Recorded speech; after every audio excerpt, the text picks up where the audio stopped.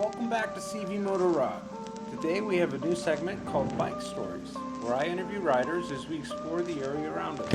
Today's guest is Jhed, a longtime friend and influence of why I got back into motorcycling. Enjoy.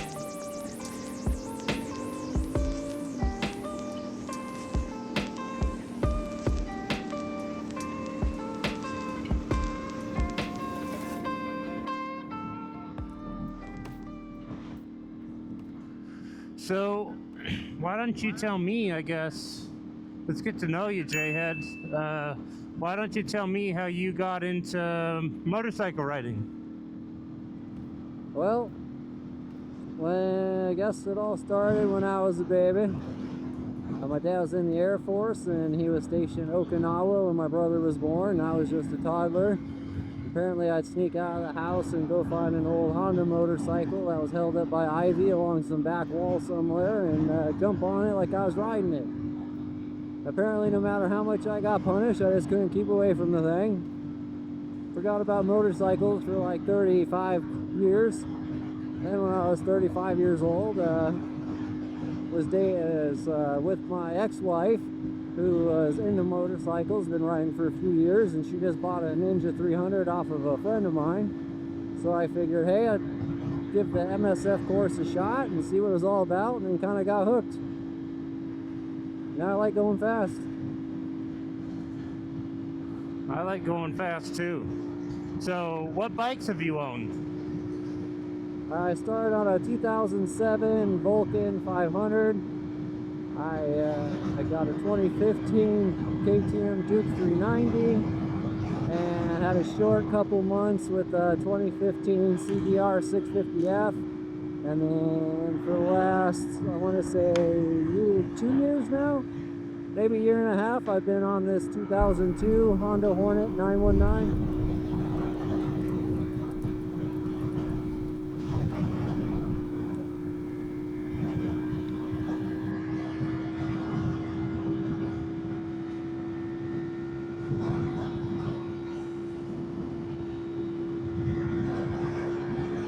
So I've known Jhed since we were in high school, and he's recently got into riding about, what, you'd say 5-6 years ago?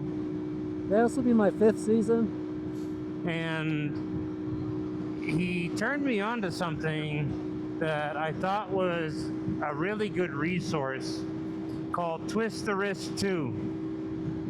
And if you haven't seen it, it's this guy with this very bass player soul patch that wrote a series of books in regards to writing, more specifically breaking each part down on each technique on how to become more successful when writing. And one of the things I've seen, which has really helped me, and I started to watch it, is Twist the Wrist 2. It's a video you can find online, and they really walk through a lot of information in regards to cornering and braking and running twisties, that kind of stuff. So, seeing as you were the one who asked me to watch it and kind of go through it and learn it, what have you gotten the most out of from Twist the Wrist? I think the most that I got out of it has been that the survival responses, or SRs, are definitely what is leading us to most problems. The bike itself is almost a perfect engineered machine. It will keep itself upright and do what it needs to do at very minimal input. And it's our stiff bodies and incorrect inputs that's creating most of the problems for ourselves when we're out riding. It takes kind of, thousands and thousands of hours to kind of break those habits.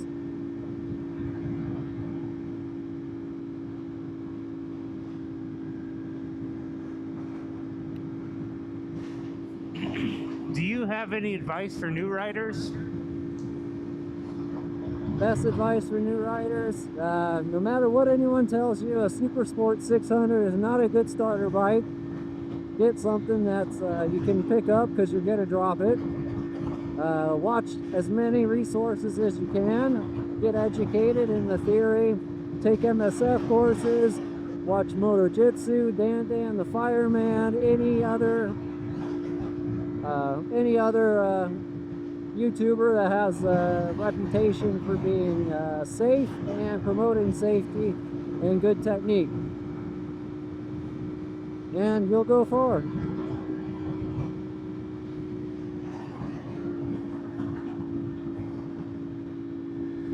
That's a pretty cool rock formation back there. That was. You can tell a lot of water comes through here.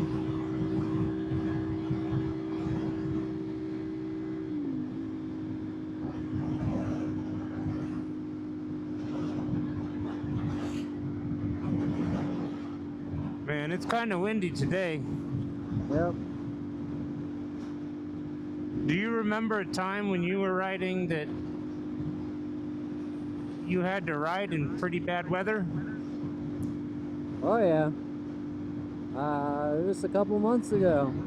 I had my car totaled at the beginning of May, so I was using my bike to get around mostly. Then I checked the weather, got hit with one of our local monsoon storms, so 50-mile-an-hour gusts, trying to blow me off my bike at stoplights. Rain that ended up turning into hail.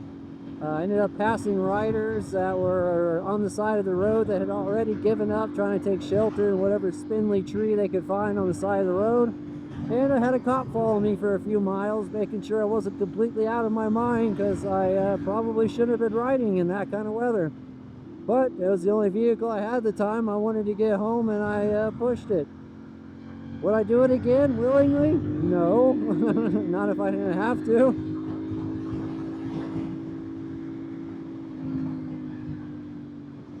I think it's important for us to really understand our limitations when it comes to weather and unforeseen things that are going on. I know for me, when I first started riding, I struggled with wind. It freaked me out. I didn't like how it pushed the bike around. I didn't like how I just didn't like it, you know. And I used to ride for a long time, but what I found after my accident is that I struggled to, like, I just struggled, right? And especially because I was used to riding in very straight roads, very fast, down in the city environment. And where I live now is much more rural and in the northern area of Arizona. And I found that when I got back on, I got back a little cocky. I was filled with ego. I was filled with just really a false sense of confidence again. So I learned very quickly that I had to kind of relearn how to ride again. And in a way that wasn't from when I was like a 19-year-old kid that kind of just put it all together and thought that I was a motorcycle rider. And so this time I ran through the MSF course, been watching lots of videos, been doing group rides with individuals that are very experienced with riding. And I find that now I'm gaining true confidence, is what I like to call it. Like, I actually have a set of skills in my toolbox to really be able to use when I'm riding. I don't push myself too far. The saying "ride your own ride" definitely falls into this place at this point, because there will be times where I'm a little frustrated watching people disappear in front of me. And so I want to try to go fast, but what I have to remind myself is that I'm still learning how to go fast and safe, right? So now, with rides like this, coming out with buddies, being able to see the sights that are being able to see with people who understand my skill level and are accepting of it, it is definitely a windy day today. That are accepting of it is a lot better way for me to ride and learn than trying to just catch up with everybody from a bike group that are running through a really fast twisties, that kind of stuff. And so I'm really able to start building a solid foundation on motorcycle riding and, making sure that I make it home the next day. What is one of the skills that you were struggling with to learn when you were first riding? Definitely the riding your own ride. I was always trying to catch people, wanting to not be the slowest one in the group. And that was a hard thing to try to learn or wrap my head around. And I mean, I never got in trouble because of it per se, but there's definitely some pucker moments where, I had to learn the hard way that if someone's already going faster than you, you're not going to be able to catch that person, because what you're going to do is you're going to try to go faster in the straights or brake later and carry more speed through the turns when you don't have that ability. And so the statistics and maths against you. If they're a better rider, they're a better rider. Just catch up later or do your own thing, Eventually you'll get to that point where hopefully you catch them and you can keep up with them.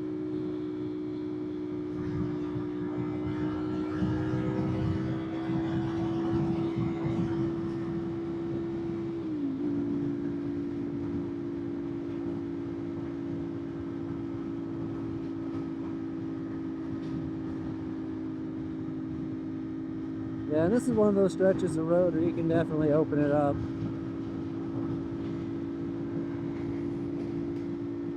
This is a really beautiful area. Oh, yeah. Imagine being those settlers that found these gems hidden among the toxic desert below. Right, and all sun, trees, and river, yeah.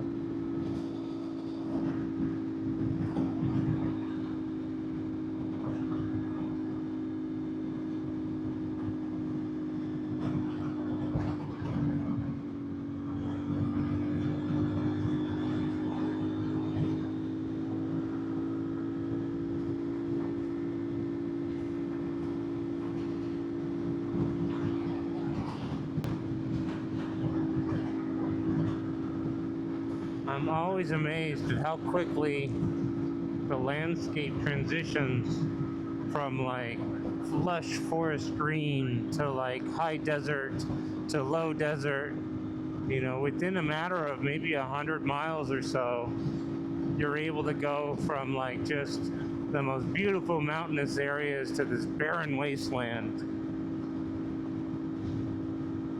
Yeah, it's pretty crazy. You go up to the Mogollon Rim of the White Mountains and they got ferns. And then you can go all the way down to Death Valley environments around South Mountain where the biggest bush is not even knee high. It's crazy.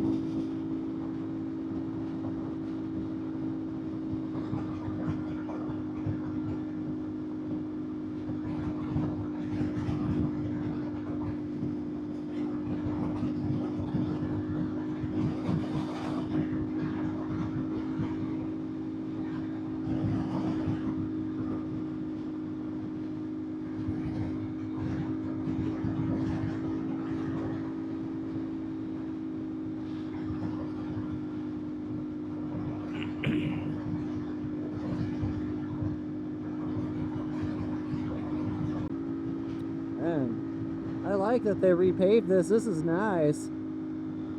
Yeah, it's a beautiful day to do it.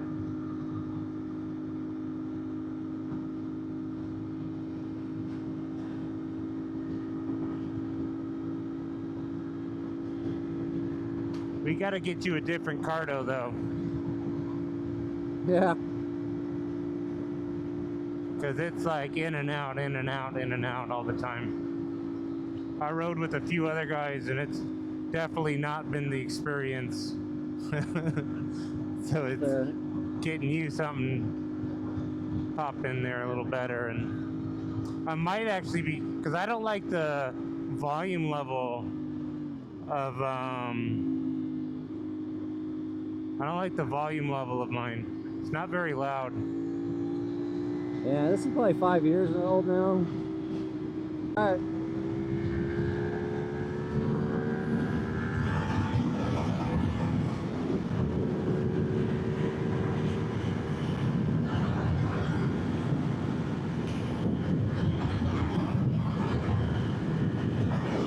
God damn that wind.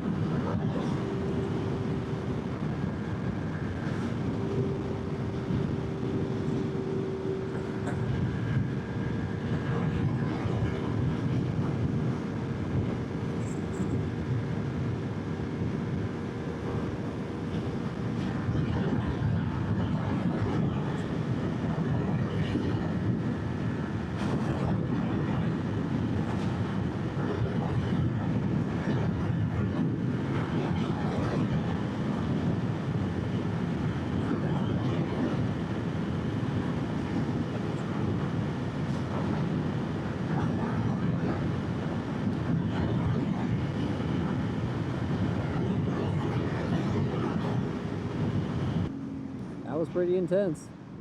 That wind is no joke. Not today. I was going woo, woo, woo, woo. When I crested over that hill and started going down, my whole body got pressed down like it was a big winglet, and I got smashed into the seat. And then as soon as I came out of the dip and started going up the hill again, it started trying to lift me out of my seat and do the opposite.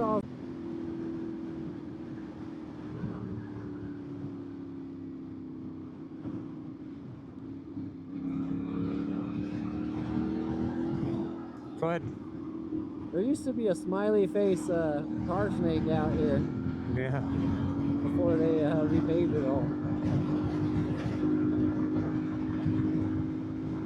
Was that the up and downs you were talking about? No. But this is what it's like to ride a motorcycle when you're actually going ride. You know, these are long rides. These aren't just a zip around to McDonald's. Yeah. This is what it means to go on the open road, where we ride around and actually do a halfway decent trip. I think today's trip is going to be about 2 hours just to get there, because we've already done about an hour. It was another 50 or 60 minutes from where we started over in Skull Valley. So we're gonna just keep it up. We're gonna keep going on. Thanks for watching this episode of CV Moto Rob. This has been Bike Stories with Jhed. Make sure to like and subscribe.